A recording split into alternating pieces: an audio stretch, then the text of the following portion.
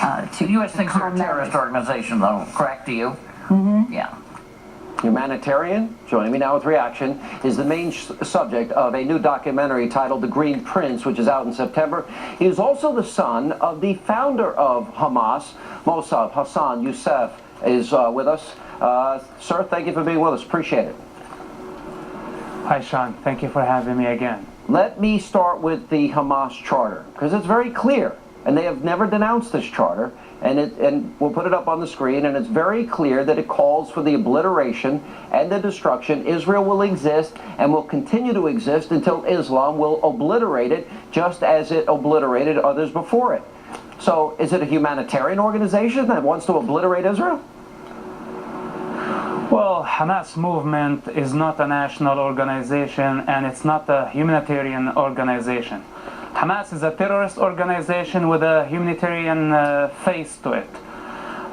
Basically, Hamas hijacked what's so-called the Palestinian cause to push their political and religious, most importantly, ideological agendas. Hamas does not care. If tomorrow Israel comes to Hamas and say, we give you the 1967 borders, Hamas is not going to agree for that. Yeah. Basically, because they don't have political boundaries to their ideology. They want to destroy the state of Israel. They want to destroy any country that does not believe in their ideology. Yeah. When Nancy Pelosi, I mean, she's a former Speaker of the House, I got to assume that she reads the newspaper. She said, well, the Qataris, they tell me they're a humanitarian organization. Meanwhile, they just fired 3,000 rockets into Israel. They kidnapped 3 Israeli students and slaughtered them. Why do you think there are so many in this country that are reluctant to identify Hamas for what they are, a radical terrorist group, radical Islamic terrorist group?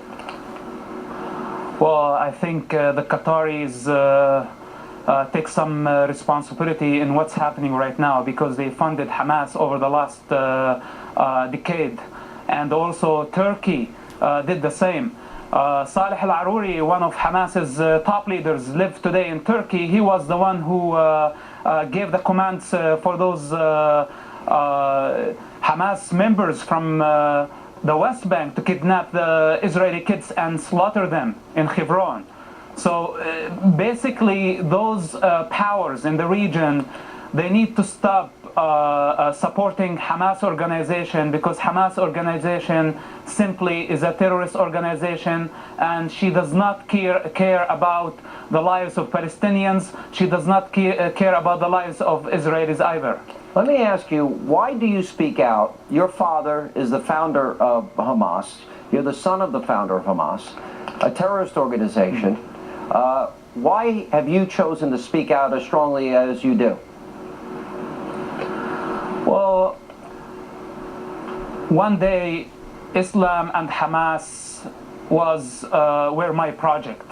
As a family, we paid very high price for the sake of Hamas, for the sake of Palestine, and I grew up witnessing all the bloodshed and the dirty politics behind it. And at some point of my life, I choose to move on. But today I feel the responsibility. You know, the children of Gaza remind me of myself 20 years ago, how we were crying in the streets, not knowing what's going on, and the politicians were sending us to death, and they were encouraging more people to die. Because the people of Gaza and the children of Gaza stop to die, many people will be out of business, basically. And this is the time to speak against them, actually to do everything within my ability to unmask their faces. Mosab, one last question. We have a President of the United States and a Secretary of State, John Kerry, that are continually pressuring Israel into a ceasefire. Would it not be in Israel's best interest, considering 3,000 rockets were fired at them, to take out the infrastructure of Hamas, take out the tunnels of Hamas, find where the rockets are being hidden and take them away? Do you think that a president of the United States should be pressuring them to stop before they actually break up the infrastructure of this group? Well, I encourage the President of the United States of America, President Obama, to make a hard decision. This is where leadership can be shown at moments like this. I understand that there are children dying in Gaza Strip, but how many Gaza wars are we going to witness in the future if we don't stop Hamas now? Israel is in the middle of the job. Let's help them, let's support them, uproot and disarm Hamas. Without disarming Hamas, Hamas will use children as shield, human shield in the future, and there will be more wars and there will be more children. This is not the first Gaza war. It has been, like now we have, this is the fourth, and there will be many.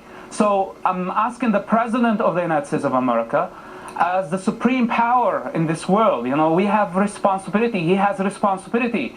We know that it's a tough decision. It's not about siding with Israel.